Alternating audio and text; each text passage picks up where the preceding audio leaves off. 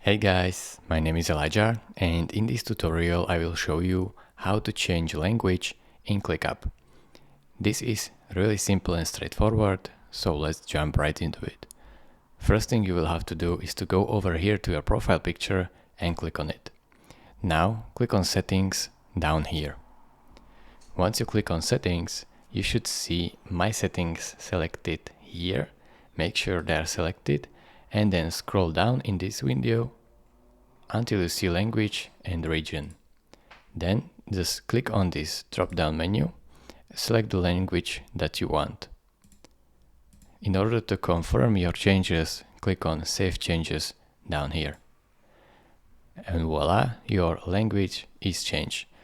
If your language didn't change right away, you can just refresh the ClickUp page and it should be like so.